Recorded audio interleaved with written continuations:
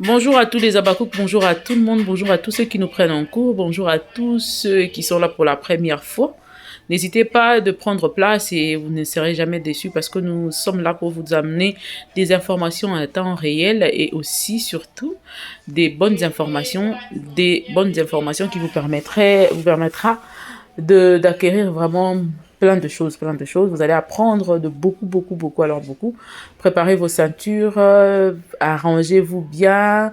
Pour ceux qui sont là depuis longtemps, donnez de la place aussi à ceux qui viennent nouvellement. Savoir les accueillir aussi nous permet de rester ensemble pendant très longtemps. Nos habitudes, nous devons nous mettre ensemble, savoir se pardonner, savoir se parler franchement et être sincère dans notre relation. Ça nous permet de garder les relations et aller encore plus loin. Merci à tout le monde. Je reviens pour essayer un peu de prendre tout ce qui se passe sur la toile. Merci pour vos critiques, vos suggestions. Ça nous permet vraiment, vos conseils, d'aller encore plus en avant. Je reviens ici pour essayer un peu de prendre tout ce qui se passe sur la toile par rapport à l'âge de Sila, Bissalou, par rapport à la photo naturelle de la sœur, notre sœur Ursule Péchanga, ma grande sœur. Aussi prendre des infos de tout, sauf rien. Alors, je reviens pour dire ceci. Ce frère, j'étais là à la maison, il y a eu des gens qui m'ont envoyé une vidéo. J'aimerais d'abord dire à tout le monde ceci. Moi, je ne pourrai jamais m'attaquer au physique de qui que ce soit. Ce n'est pas ça mon combat, quoi. Au fond, ce n'est pas ça mon combat. Je vais d'abord mettre cette vidéo. Vous allez voir, ça m'a beaucoup choqué. Et je demanderai à ce frère de refaire une autre vidéo s'il le veut. Ce n'est pas une obligation, mais c'est juste un conseil. Ça, c'est toucher personnellement à la personne, individuellement à la personne. Ce sont des attaques personnelles vers le physique d'une personne.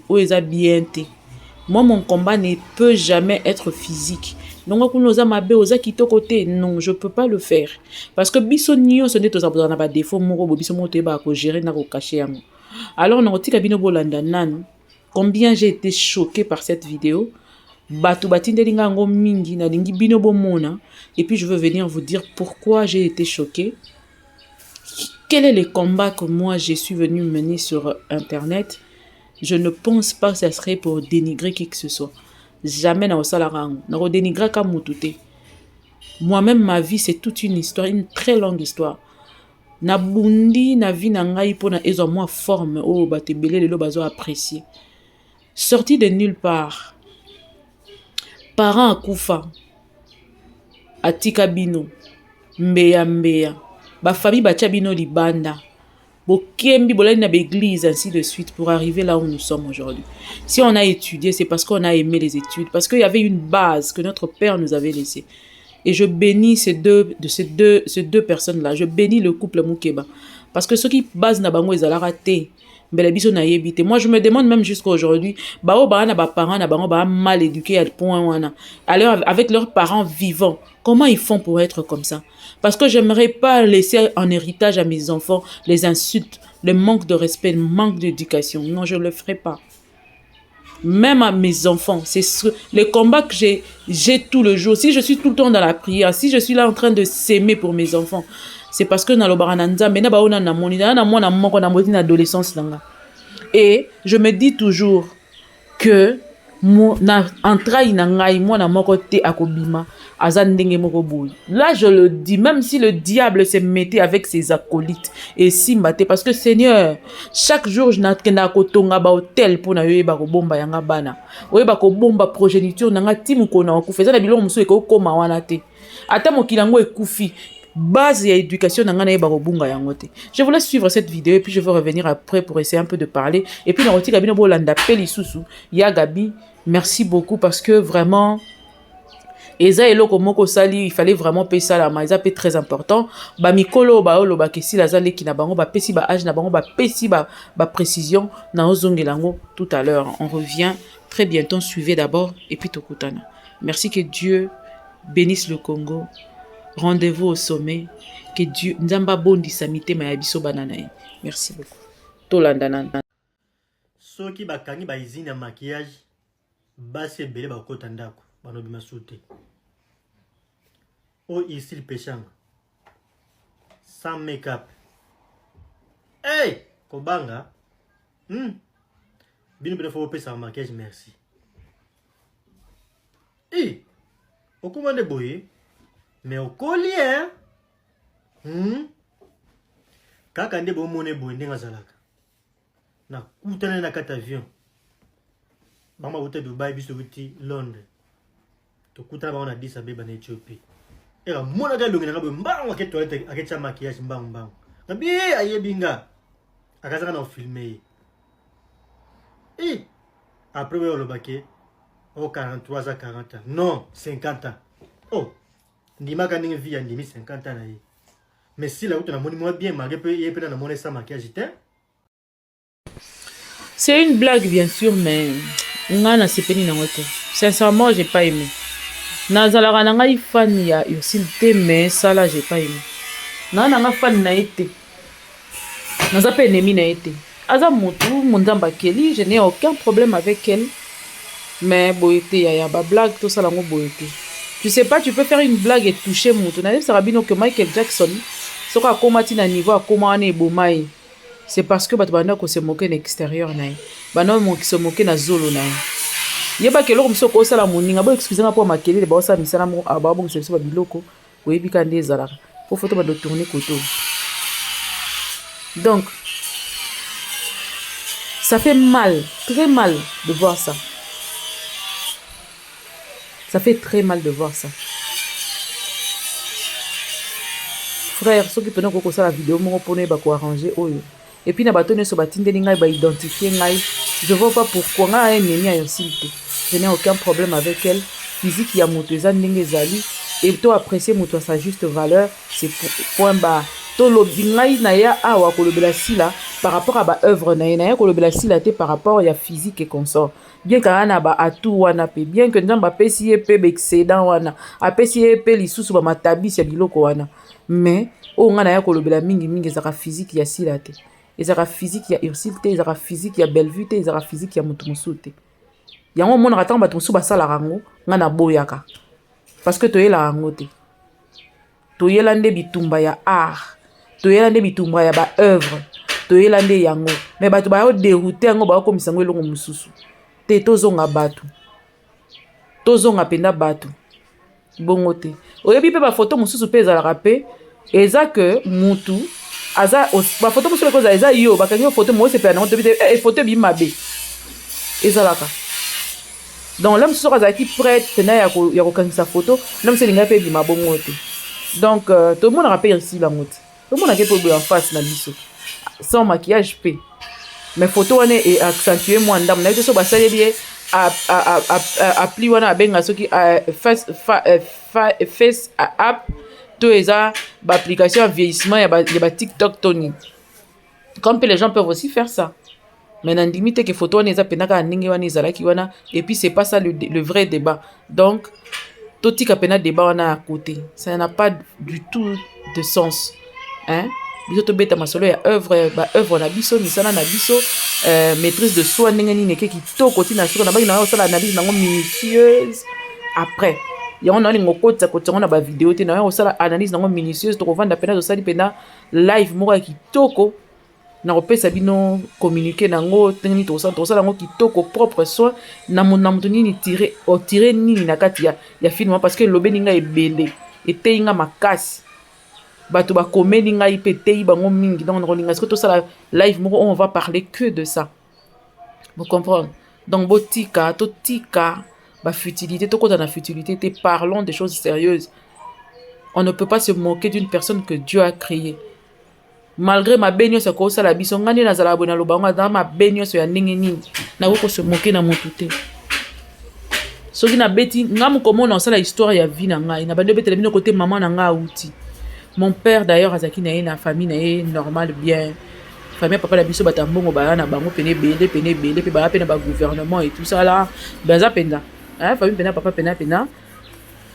Bata ya bien ba na bango pe bele élargi comme nini. Baza na bango. Tous ça ba ambassadeur na famille, to ba ebele. Mais mon père fut médecin. mais maman n'a pas un parcours moro compliqué makasi et pour un respect wana na lobanga na kosa mutu mabete likolo nango quand mes parents sont morts, j'ai traversé des moments oyo était inga makasi, c'était un moment Dieu m'a forgé tellement que jusqu'à aujourd'hui quand Dieu continue à me forger, je me dis et là au fond nzamba memisanga na yebi keza munene makasi yango forjanga bongo et moi pesa nga posa kolela.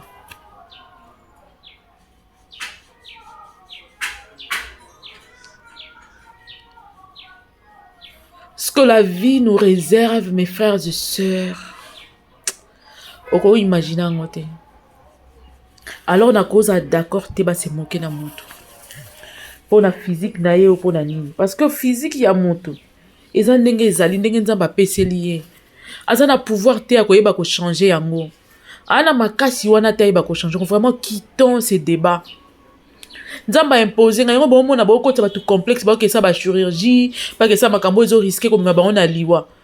Pour moi, nana moko beauté, c'est que chérie, tu es jolie, tu es belle, tu es beau et tout ça là. Bogoza na makasi, rebi ça ba na binote, soko sidi ki oyebi c'est tout mon nene. Tu sais pas qu'est-ce que tu crées dans ton enfant. Tu sais pas les complexes que tu mets dans ton enfant. Il faut yeba ko apprécier moussa sa juste valeur. Ndenge nzamba keleli apprécier les bongo parce que ça a capacité à changer physique na été. Ana ngote soki tozalaki nango biso nyonso metokenda kosala bacommande na biso ya bana na biso ya bandeko na biso ya babiso moko metokendaka tobeti commande papa tosilisi boyebisa ngai siko totika débat wana c'est un faux débat, c'est vraiment un faux débat na wakoki tosala en commentaire ebele te yango na bona ngai naza d'accord na yango te. Vous ne pouvez pas vous attaquer sur le physique d'une personne. Ils ont raté. Tout le bel œuvre. Ba talent wana na makasi ya koloba po na zapenza marketeur ya solo. Na makambo oloba. Soki bokoseli produit nga makambo na koya koloba makambo ezali. Mais na ko s'attaquer na physique à mutu jamais. Na ko finga ka elongi ya mutu te, na ko sala makambo wana te. C'est très touchant de voir que dans la communauté congolaise, les gens prennent plaisir à détruire une personne jusqu'à ce point. Jusqu'à tuer son estime. Jusqu'à l'empêcher de voir ses propres photos. Et puis, t'as la nengue tamboni. Ça se fait pas. C'est pas bien. Tokei to yoka nanu témoignage ya Gabi na maman aza à côté bango nyonso lobby ndenge nini bapesi témoignage ya age ya sila ndenge ya ko témoigner maman na makambo ya ko bakisa siko sima. Oh Dieu. Oh Dieu. Oh quand Dieu te justifie. Quand l'Éternel élève même les personnes lointaines pour te témoigner. Nzamba bola moi. Nzamba soka se décide à salo bien au ndimate. Seigneur, fais-moi du bien. Fais-moi du bien. Fais du bien à mon mari, à mon mari, mon futur mari. Fais du bien à ma famille, à mes enfants. Fais du bien à mon fils. Fais du bien à ma famille, tout autour de moi. Fais du bien. Fais du bien à un Abakouk ce matin, cet après-midi. Merci Jésus. Tokena toyokana maman po ela kisinga pena que Seigneur fais-moi du bien.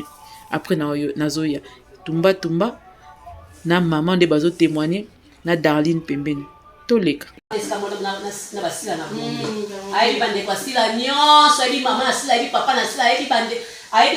Papa Alain. Aucun gaz. Il est dans sa vie. Oh, papa il a été mukolo. Ici la petite sœur nanga. Ah oui, ici non. Mukolo. Il y a ni donc il y a contre donc c'est quand la sœur parce que faut y ba moto ba ko la pour conserver makambo na ye. Eh boy. Donc la confirmation vraiment. Quand il a fait la sœur il va d'accord bonne vie. Non, petit.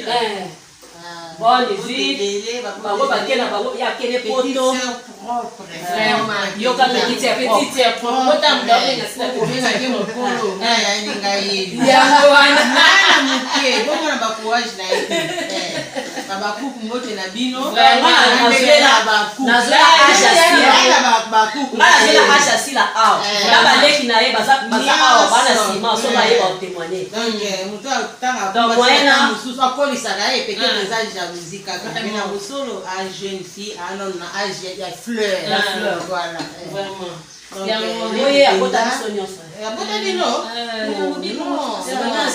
yoka kokondane ngai yoka koyoka la beauté de écouter non jeune fille penza Vraiment, babine maman la batinye. andimaka na ye po moni ye depuis bo jeunesse na ye amuta asekisaka amuta batumoli ata muta kasi bobambi bolakisi ye arépondaka na makambo nyonso te depuis na ye ata oyoki ke kuna baotonga sila parce sila kuna baoyo bakombo kendo kasi kombo na ye kozala obengele kala tuna bondi bazoloba makambo kombo na ye kisila na ye koyeba komba sila kisila ekwa na bango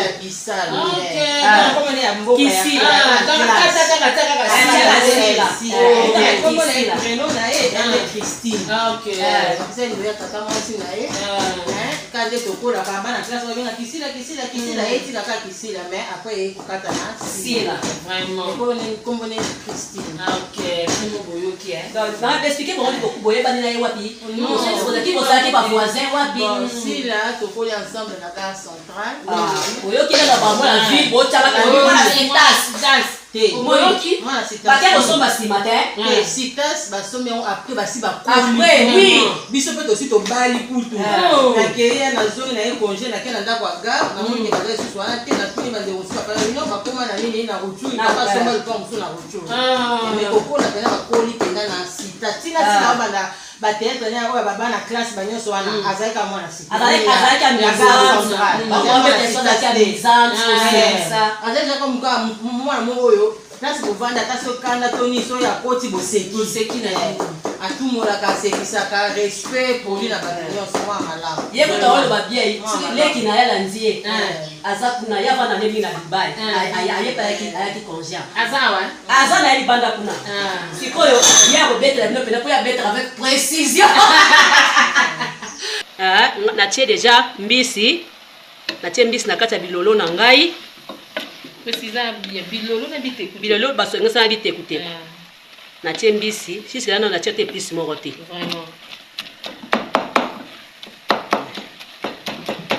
ok yango oyo mama Mariam Vargas yo voisine ya kisila nabenga ntango parce que nga nayebaki yango awa pole baoloba mpe bongo mokolo biso mpe mwa duti te tokoyebela yango biso bana cité na matonge bino nde bana ville oyo kozalaki baka mbongo bino nyonso toasambe bosomba mapango esika boexplikenga na sachet mpo nauti osombanga kosomba na bosalaki mafuta mbila problème eza te mama en tout cas soki boposenga question mpona sila nayebi te question ni boposenga mpona répondre bino mpona oke koyeba ye nayebi ye tokoli ensemble epa nanga aza leki aza vraiment leki en tout cas amokolo te aleki natie ndambo bilimo boyoki donc sila bato balobaki ke aza osala kitchen na ville. Non, pourquoi bon bêtise bon na komba sila jamais. Comment vous to ina boye la bibi na famille moko yaza penda mwana moko bien éduqué na premièrement. Atangi ba classe na très bien. Si la tia poti na théâtre wana ezaka kapo ye moko. Sinon na ndenga famille na bon na papa jamais ko na ba ko bimisa muta théâtre te na kata famille. Oui, jamais ba koka ko nzima.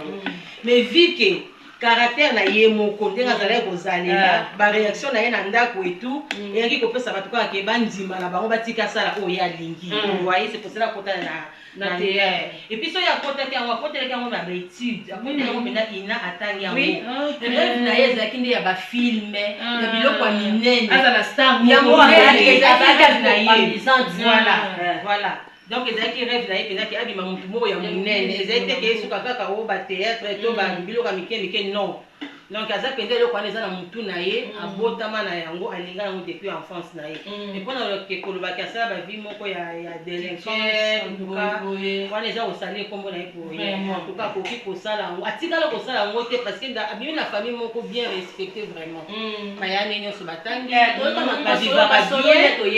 bavivaka bien baliaka bien omona kutu na ndako so basali calcul wana libiso na oloba nzambe azali kola yo tozamela tozalaki lupango ekangami boye donc soki biso tovandi epai na biso mpo nde na babo ezalaki na lupango na biso na gare centrale epai ya famille na biso mpo ya grande sœur na biso tokangami lupango donc tokozala tovandi na moke toyepa basila kovanda mingi tozovanda kuna parce il y a Clémentine très gentil, il y a Marie-France très gentil, il y a c'est très gentil, et Doris très gentil, après Doris nde Sila, après Sila il y a Souka Nani Laure.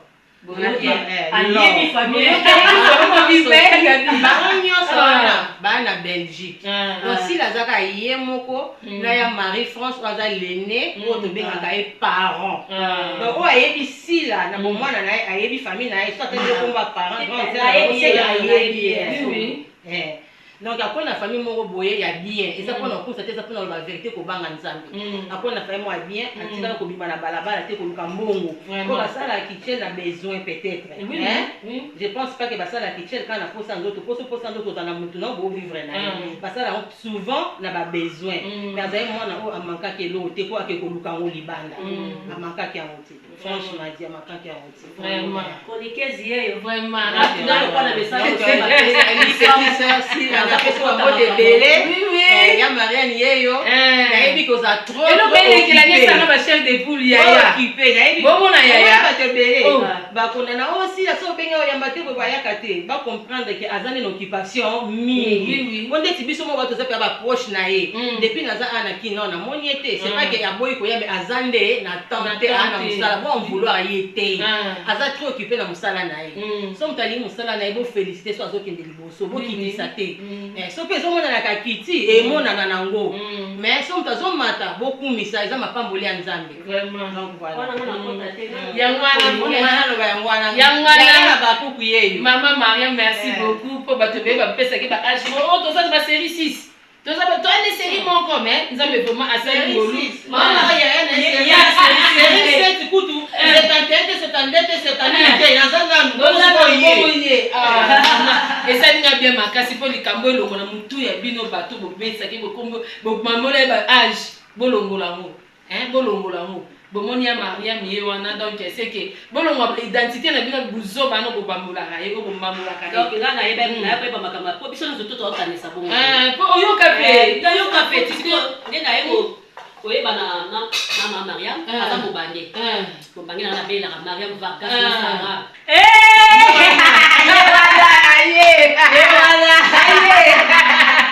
bonjour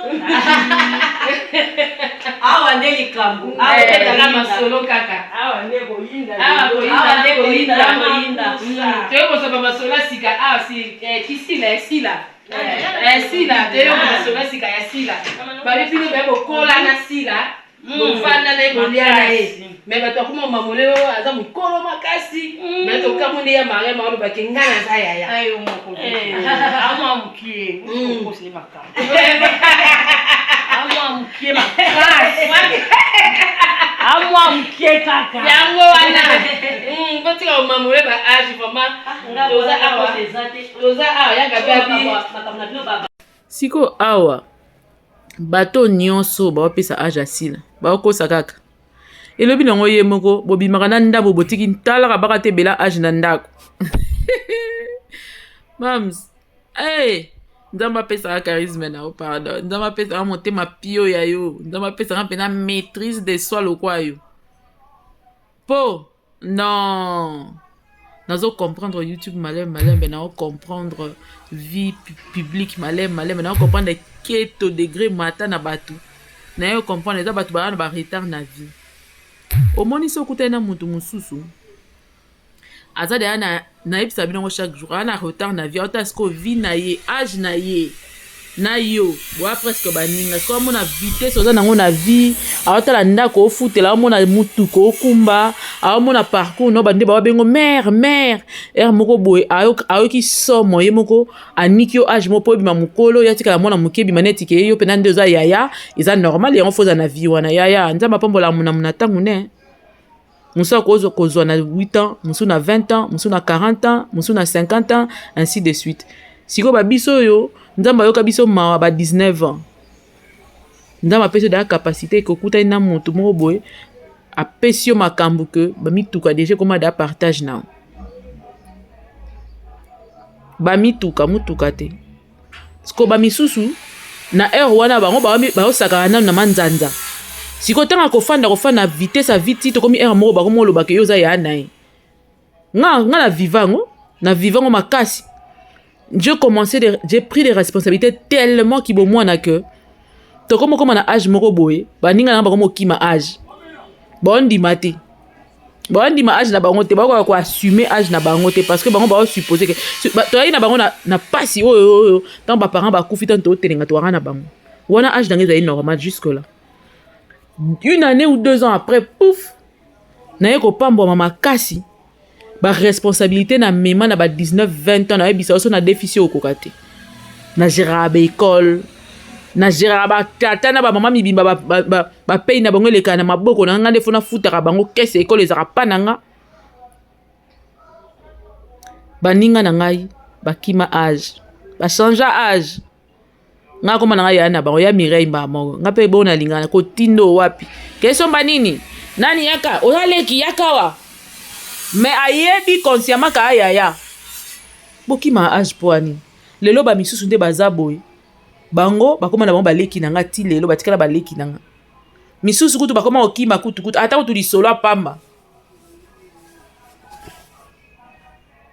po aoyoka somo makambo osala sila eleki makasi mingi ke bato fo baboya po otalaki bino baye bosala ne 25 ans na théâtre mais ye na 25 ans na ye qu'est-ce qu'il a fait les réalisations c'est ce qui fait mal les réalisations nde ezoboma bango yango mpe bakima baage nango batiki ndambu na ndako babimi na ndambu mpo babimisa bango génération moko na bacardozo génération moko na bamukania génération moko na banani bajérémi tin ya bobanda na basila obanda kutu munu liboso asila mosusu akati katikati ya age na ye mpo na nini oyaki na théâtre retard foti nange ezalaki nini faute nanga te oyaki na ere yo oyaki wana assume le reste de choses car so moto wana charismatique olingi no bimela mélange ala na batu te ekoma ara lolendo ara fier te pour éviter certaines choses lelo na mokili oyo ataka pour éviter ka ateka makambo ekomi na mokili motema mabe ekomi na Kinshasa oyo il faut komi bomba il faut que la moto mo ba monaka partout te quand on t'appelle oui tu es là à tout moment non il faut que la moto moko ya charisme ya bakwe na moko bo il faut pona ba place ko kene na bakwe ko zalela ya koloba kutu par rapport à âge neza nango soute po mama ba mama kuna ba lobby de nyonso ba expliquer tout yosko kolobani elle est jeune possible ko bota binoti akobota ngate c'est impossible si la botanga ndenga na zabo déjà moi na ode ako kisi 30 ans si la obotete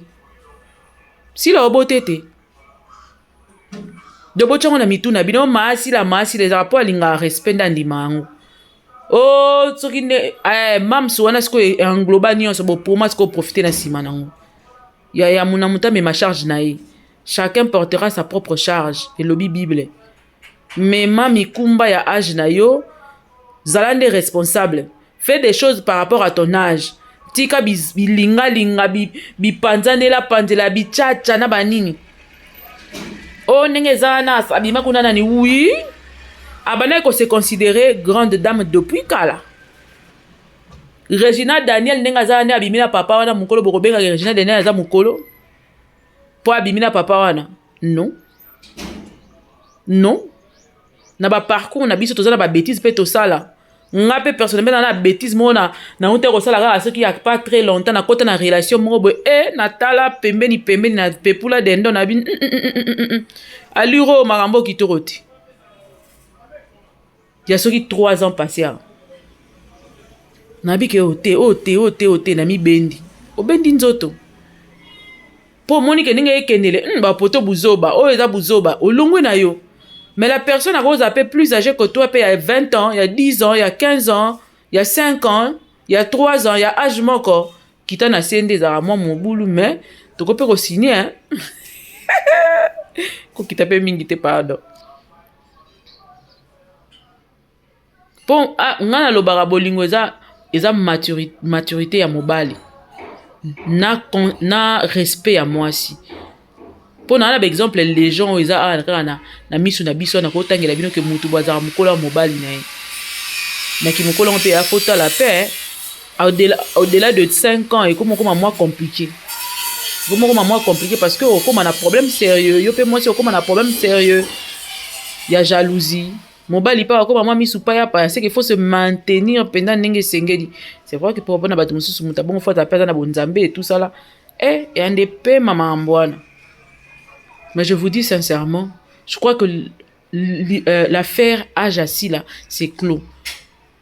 Bien que batu aussi ça kate pour batu balobela ngo non pas parce que ça bongo mais parce que ça ka motema mabe mutesala ka batu bazala rendre rempli de haine contre Sila. Omoni na mokili oyo na Kinshasa surtout et comment ceux qui muta progresser batu mité mais beba bango. C'est ça. Ce n'est pas que ba yebi Ajasi là te ba yebi baza consciente. Tant ba vanda na plateau ba yebi ke ba omiko sa bango moko.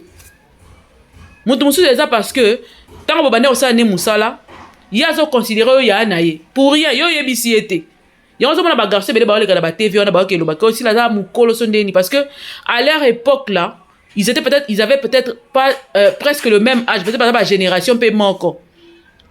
Mais sikoyo vitesse asida parce que zaki na famille moko boye déjà. Dans ma famille ebele o baza déjà évolué bazalaka moi na tanga na ba 18 19 ans ba pesa ke ba responsabilité moko boye azalaka na ndenge moko ko se tenir ya ko se conduire et ça là ke baninga na mo bando kota moi fous. Surtout que ça zo kabela ka bango sumo ba transport mo ba nini comme ça bango pena donc ba comme inférieur par rapport na yes ko bango ba comme ko moni ba moko yaya ba comme bengi da yaya partir à wana et ça complexe mutesa la bongo yango ko mona pena que mona mobali avandi balati asokoli avandi na plateau asa ma baba na basi pour mona mobali ya solo jo pena tonton noko ko vanda ta bando betaka li solo asila ando finga sila tonton penza ya solo penza parce que ngana suppose ngana loba nga mobali fo ya na mutu ata na mbongo te mafaza na mutu yango ka monga na kolinga nga monyeso te na bonanga fo mutu esala so ika na vandi na 10 minutes 20 minutes na moni yo o apporter lenge loko moko te na côté intelligence sagesse et sili il faut so na fandi na zo sala lettre na ngai ya nani ya demande à stage ya demande ya offre d'emploi so na komi mobali na nga fo yeba ko corriger lettre wana il faut yeba ko pesa nga ba idée ateza ya lingala mais faut pesa nga ba idée pour ça la batu mususu a eu chance peut-être OK classe bien penati mais très sage très sage sagesse na wana ezo aider yo na makambo voilà mobali mais soki na vandi na wana senti ko yaki mpumbulu donc nga pena mirene na vandi bona pena John ngai avandi na kiti aofinga sila comment ça se fait, comment vous faites pour faire à l'amour pour être en amour avec des gens pareils pour noko ya solo ayaka na ba idée ata soki aye ko sala promotion eloko bokomona que touche na ye ko sala différent sa touche sera différente akoya pena fandi bwabani ko betela bino li solo ya promotion au sepeli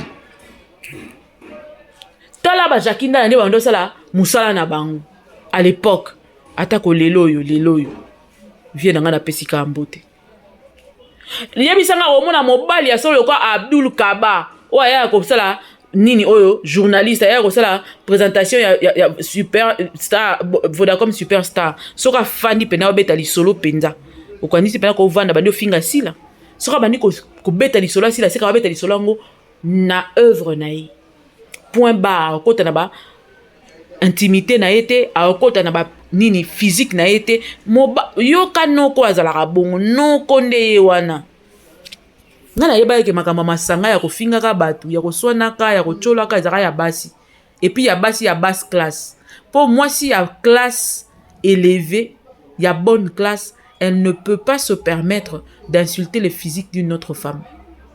Une femme instruite, une femme bien éduquée, une femme bien faite, une femme qui est passée par le banc de l'école réellement, qui est passée par la main des parents bien éduqués. Jamais akoko fanda na plateau abando soso la physique ya muntu moko boy. Non. Parce que de par mon éducation, je ne peux pas le faire. De par ma religion, je ne peux pas le faire. Ce qu'on a salé, on a parti ni. Viens nous donner les arguments. Venez avec des arguments. J'ai dit et j'insiste. Jusque-là, na moni na no argumenté. Moukonoko mon argument, na koya ko répondre batu argument. Pour l'instant, laissez si la Bissalo tranquille. 50, 60, 150 ans, on s'en fout. Elle fait son travail. D'ailleurs, na 50 ans, ce qu'on a la capacité de couper sa performance c'est que c'est une personne qui faut rappeler sa biso abando ça la vidéo y a comment se garder jusqu'en 50 à garder sa performance pour basi belé ba na ba 30 ans ba 30 ans otali le boko na ye otali nzoto na ye moko otali kilo a komi nango comprendre que performance c'est ça sous-souté. Alors félicitations à Sila Bissalo encore. Parce que tu as raflé, tu as raclé, tu as giflé les gens par rapport à ton travail en 2023.